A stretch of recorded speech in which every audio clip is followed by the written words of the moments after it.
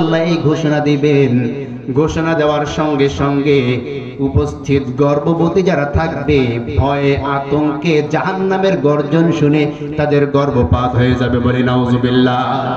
সাহাবায়ে কেরাম আরো বেশি পরিমাণ ভয় পেয়ে গেলেন। আল্লাহ নবী এবার তাদেরকে আশার বাণী শোনালেন, ও আমার সাহাবারা তোমরা ভয় পেও না, তোমাদের ভয়ের কোনো কারণ নাই। তার কারণ আল্লাহ পাক যে 999 জন ব্যক্তিকে জাহান্নামে দিবেন, এই 999 জন হবে ইয়াজুজ মাজুজের বংশধর। বলে আলহামদুলিল্লাহ। ইয়াজুজ মাজুজের বংশধর থেকে 999 জনকে আল্লাহ জাহান্নামে দিবেন, আর আমার উম্মতের মধ্য থেকে আল্লাহ একজনকে জান্নাতে দিবেন। সুবহানাল্লাহ পড়েন। এই কথা শ্রবণ করার পরে সাহাবায়ে কেরাম আনন্দিত হলেন। আনন্দিত হওয়ার পরে বলছেন, ইয়া রাসূলুল্লাহ, তাহলে জান্নাতবাসী হওয়ার জন্য কি আমল করতে হবে? আল্লাহ নবী সাল্লাল্লাহু আলাইহি ওয়াসাল্লাম বললেন, আল্লাযীনা ইউমিনুনা বিল গায়ব ওয়া ইউকিমুনাস সালাহ ওয়া মিম্মা রাযাকনাহুম ইউনফিকুন। জোরে বলুন আল্লাহু আকবার।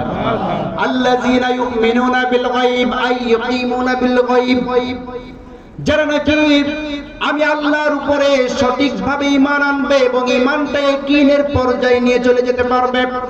ইয়াকিন হওয়ার পরে ওয়াকিমুনাস সালাহ, সঠিকভাবে যারা 5 ওয়াক্ত নামাজ আদায় করবে, যারা নামাজ ছেড়ে দিবে না। আর অমিম্মা রাযাকনাহুম ইউনফিকুন, আর আমি তাকে যে রিজিক দান করেছি এই রিজিক থেকে আমি আল্লাহর রাস্তায় ব্যয় করবে।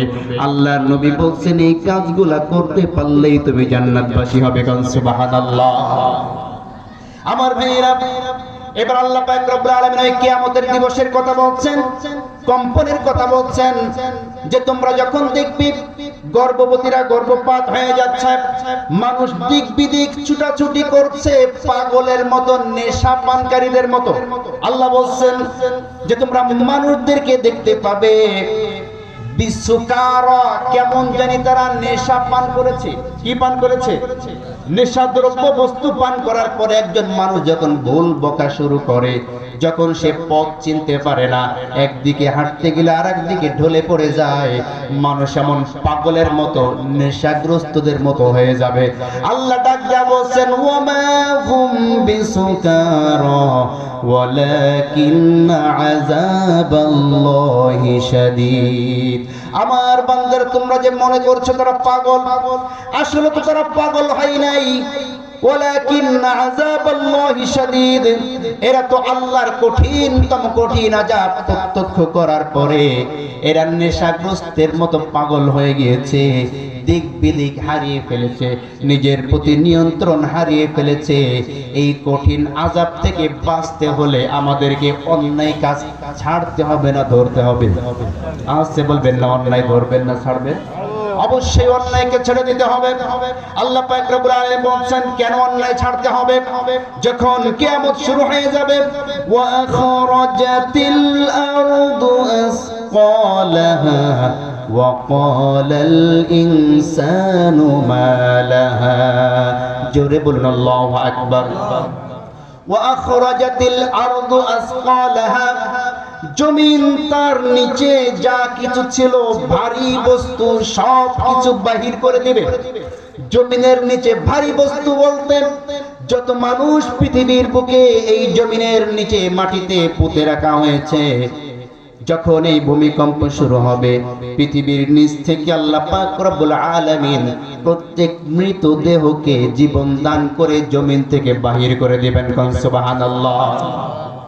এবং শুধু মানুষ একা বাহির হবে না, পৃথিবীর নিচে যত গুপ্তধন ছিল, যত খনিজ পদার্থ ছিল, যত স্বর্ণের খনি ছিল, তৈলার খনি ছিল, যত তেলের খনি ছিল, গ্যাসের খনি ছিল, সব কিছু আল্লাহ পাক রব্বুল আলামিন ওই প্রচন্ড কম্পনের পরে ওটাকে জমিন থেকে বাহির করে দিবে। মানুষ তখন বলবে, ওয়াকালাল ইনসানু মা লাহা, কি শুরু হয়ে গেল? এটা কি বাহির হলো দুনিয়া থেকে? দুনিয়ার সব সম্পদ দেখছি বাহির হয়ে গিয়েছে, এখন আমরা সম্পদ দিয়ে করবোটা কি? একটা সময় ছিল আমরা সম্পদের জন্য একে অপরকে মারামারি করতাম, কথা বলছে না, একে অপরের সাথে আমরা খারাপ আচরণ করেছি, একে অপরকে ধোঁকা দিয়েছি, একে অপরকে গালিগালাজ পর্যন্ত করেছি, আপন ভাইয়ের সাথে সম্পর্ক ছিন্ন করেছি, আছে না নাই? আপন মায়ের পেটের ভাই, আপন মায়ের পেটের বোনের সম্পত্তি ফাঁকি দেওয়ার জন্য তার সাথে খারাপ আচরণ করেছি, কথা বলছেন না কেন? অনেক ব্যক্তি এমন আছে যে নিজের বাবার সম্পত্তি থেকে তার আপন বোন যদি সম্পদের ভাগ নিতে যায়, এই ভাই ওই বোনের সাথে দাও এবং কুমড়া সম্পর্ক তৈরি করে দেয়, আছে না নাই? আমার ভাইয়েরা, বাবার সম্পত্তিতে আপনার যেমন অধিকার আছে, আপনার বোনেরও কিন্তু ঠিক একইভাবে অধিকার আছে, ঠিক কিনা জোরে বলেন? কিন্তু আপনি আপনার অধিকার অনুযায়ী, আপনি আপনার অধিকার খাটানোর জন্য আপনি বাবার সম্পত্তি ভোগ করছেন। বোন যখন বাবার সম্পত্তি নিতে আসে, আপনি ওই বোনের উপরে চড়াও হয়ে যান আর বলেন, যদি এই সম্পত্তি থেকে তুই বিক্রি করে নিয়ে যাস, এই বাড়ির দরজা তোর জন্য চিরদিনের জন্য বন্ধ হয়ে গেল, বলে নাউজুবিল্লাহ। বলে কি বলে না?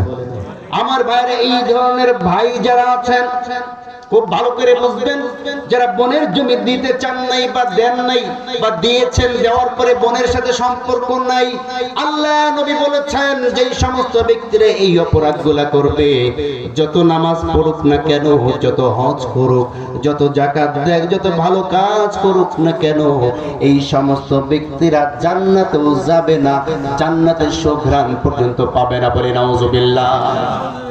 আমার ভাইয়েরা, ভাই হয়ে ভাইকে ফাঁকি দেয় এমন ভাই আছে না নাই? আসতে বলবেন না, আছে না নাই? ভাই, একজন ভাই সে যদি একটু বেশি বোঝে, আর একজন ভাই একটু কম বোঝে, বেশি বোঝা ভাই কম ভাইকে ফাঁকি দিয়া, বাবার কাছ থেকে পাম্পট্টি দিয়া নিজের নামে 2 কাঠা জমি বেশি লিখে নেয়, ওই ভাইকে ঠকায় দেয়, আছে না নাই? অনেক বাবারা আছে এক সন্তানকে বেশি দেয় আর এক সন্তানকে কম দেয়, কথা বলছেন না কেন? এক সন্তানকে বেশি দেয় আর এক সন্তানকে কম দেয়, এমন বাবা এই সমাজে নাই, বলেন যে নাই? আমার ভাইরা, যে বাবা পৃথিবীতে থাকা অবস্থায় তার কোন সম্পদ থেকে কোন সন্তানকে কম দিবে আর কোন সন্তানকে বেশি দিবে, সে ব্যক্তি তার সন্তানের হক নষ্টকারী হিসাবে কিয়ামতের ময়দানে উঠবে, কথা বলছেন না কেন? আমাদের সমাজে এমন অনেক বাবা আছেন যারা হজ করতে যাওয়ার আগে তার সন্তানদেরকে ডাক দেয়, বড় ভাইকে বলে তুই ওই রাস্তার পাশে ডান পাশে জমিটা নিবি, মেজোটাকে বলে রাস্তার পাশের মাঝখানে জমি তোর, আর ছোটটাকে বলে এই বাম পাশের জমি হচ্ছে তোর। বোনদেরকে ডাক দেয়, মেয়েদেরকে ডাক দেয়, বলে ও আমার কন্যারা, কলিজার টুকরা মা আমার, তোকে তো কিছু দিতে পারলাম না, কারণ এই ভিটা থেকে যদি তোদেরকে দিয়ে দেই, তোর ভাইরা কোথায় বাড়ি ঘর করবে? তুই এক কাজ কর, আমার জন্য দোয়া কর, আমি হাজরে আসওয়াদ ধরে চুমা দেয়া তোর জন্য দোয়া করে দেব, কথা বলছেন না কেন? এমন বাবা তো আমাদের সমাজে নাই। আপনি হাজরে আসওয়াদ চুমা দেওয়া কেন? ওই হাজরে আসওয়াদ যদি আপনি মাথায় করে বাড়ি পর্যন্ত নিয়ে আসেন এবং কিয়ামত পর্যন্ত পাজা করে ধরে রাখেন, আপনার কোনো হজ আল্লাহ কবুল করবে না, কারণ আপনি আগে আপনার মেয়ের হক নষ্ট করে হজ করতে এসেছেন। আপনার হজ আল্লাহ পাক রব্বুল আলামিন জীবনে কখনো কোনোদিন কবুল করবেন না, কথা বলছেন না কেন? অনেক বাবারা আছে বড় সন্তানকে কম দেয়, ছোট সন্তানকে বেশি দেয়। এক সন্তান হয়তোবা বাবার কথা একটু কম শুনেছে, বাবার একটু অবাধ্য হয়েছে, বাবার মনোপুত হয় নাই, ওই সন্তানকে কিছুই দেয় না, ওরা বঞ্চিত করে বলে ওরে কিছুই দেব না, সব তোর নামে দিয়ে দেব। এই ভাইও পাওয়ার সঙ্গে সঙ্গে তাড়াতাড়ি দাও, কথা বলছেন না কেন? আছে না নাই? আমার ভাইরা খুব ভালো করে বুঝবেন। খারাপ লাগতেছে আপনাদের না? মানে অনেকে দেখেন জইলি দাস, যাদের অসুবিধা হবে বুঝবেন এরা ওই কোম্পানির লোক, আর যাদের অসুবিধা হবে না, যারা এই কাজ করেছেন, যদি আল্লাহকে ভয় পান, আল্লাহর সামনে দাঁড়ানোর জন্য বিশ্বাস করেন যে আমাকে আল্লাহর সামনে দাঁড়াইতে হবে, যার হক নষ্ট করেছেন তার হক কালকে গিয়ে ফেরত দিবেন, তাইলে আপনি ইমানদার, না হলে আপনি মুনাফিক, কথা বুঝছেন না কেন? আমার ভাইরা খুব ভালো করে বুঝবেন।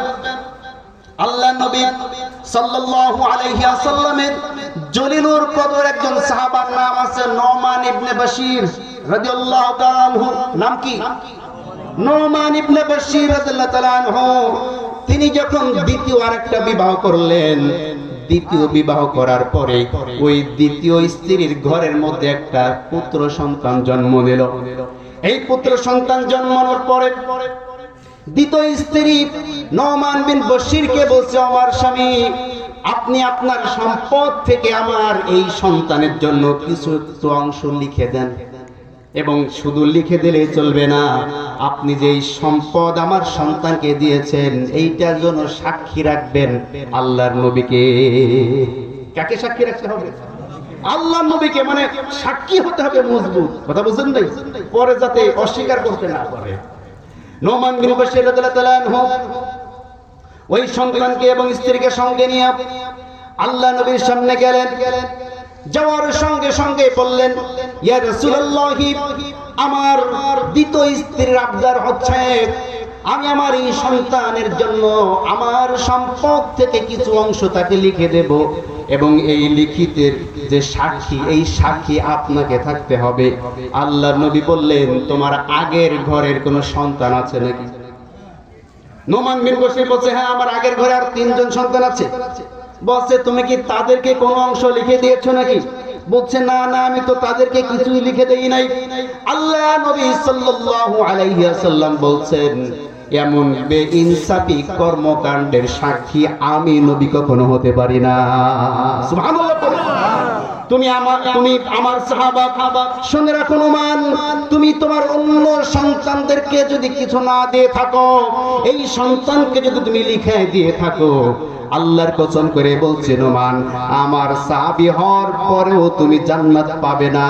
হক নষ্টকারী হিসাবে তোমাকে কিয়ামতের ময়দানে উঠতে হবে। বলি নাউজুবিল্লাহ। আর আমরা আছি কোথায়? কথা বলছেন না কেন?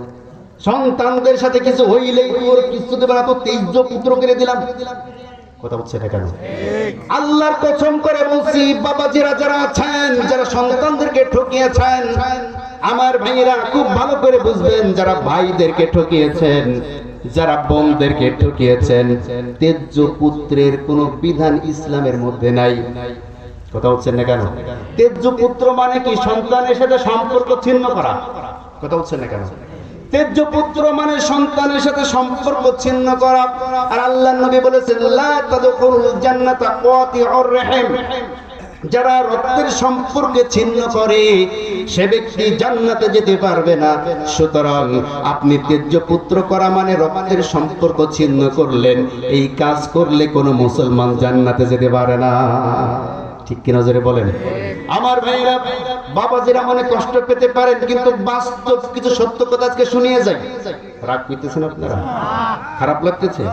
খুব ভালো করে বুঝবেন, অনেক বাবাজিরা এমন আছেন, বাড়িতে একটা সন্তান থাকে আর ঢাকায় অথবা বিদেশে একটা সন্তান থাকে।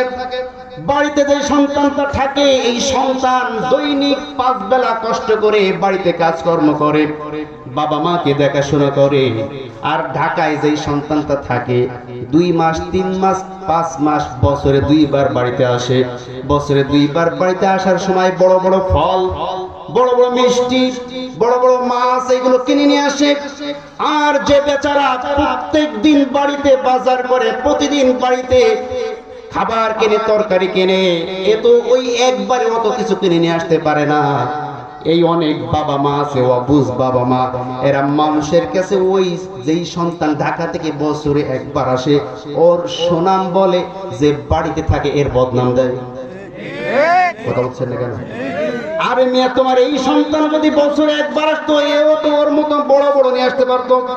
ঠিক কিনা জোরে বলেন? কিন্তু বছরে একবার এসেছে, ঈদের সময় বিরাট মিষ্টি নিয়ে এসেছে, তুমি তার সুনাম করো। কথা বলছেন না কেন? আমার ভাইয়েরা, অনেক সন্তানরা আছে, পিতামাতা কষ্ট করে জমি জমা বিক্রি করে সন্তানকে বিদেশে পাঠিয়েছে। বিদেশে যাওয়ার 2 মাস 3 মাস বাবা মায়ের সাথে খুব ভালো কথাবার্তা বলেছে। আস্তে আস্তে যখন টাকার মালিক হয়ে গিয়েছে, তখন হয় কোনো কারোর সাথে সম্পর্ক হয়েছে অথবা বিবাহ শাদী হয়েছে। বিবাহ শাদী হওয়ার পরে 1 মাস 2 মাস পর থেকে বাবা মার কাছে আর ফোন আসে না। কথা বলছেন না কেন? বাবা মাকে আর ফোন করতে তার টাইম নাই, যাকে পেয়েছে তার সাথে খালি ফোনে গল্প আর গল্প। বাবা মা কষ্ট করে বিদেশে পাঠিয়েছে, অ্যাকাউন্ট করে ওই বইয়ের নামে। কথা বলছেন না কেন? একটা বাস্তব ঘটনা বলে, আমার মসজিদের পাশে একজন ব্যক্তি এমন, তার বাবা মা কষ্ট করে জমি জমা বিক্রি করে তাকে বিদেশে পাঠিয়েছে, ঋণ করে বিদেশে পাঠিয়েছে। বিদেশে যাওয়ার পরে বউয়ের নামে অ্যাকাউন্ট করে, মার সাথে আর কথা বলে না, বাবার সাথে কথা বলে না। যত টাকা পয়সা পাঠিয়েছে বউয়ের অ্যাকাউন্টে। কার অ্যাকাউন্টে? বউয়ের অ্যাকাউন্টে পাঠানোর পরে 5 বছর পরে ওই সন্তান যখন বাড়িতে আসবে, বউকে ফোন করে বলল যে আমি আগামী মাসে বাড়ি আসছি। এই কথা শোনার পরে ওই বউ পাশে এক বল্টুর সাথে তার সম্পর্ক হয়েছে। কথা বলছেন না কেন? এই বল্টুর সাথে যখন সম্পর্ক হয়েছে, যখনই শুনতে পেয়েছে বিদেশ থেকে স্বামী বাড়িতে আসবে, স্বামী যত টাকা পয়সা পাঠিয়েছে টুকলা টুকলি গুছাইয়া বল্টুর সাথে হাঁটা দিয়েছে। কথা বলছেন না কেন?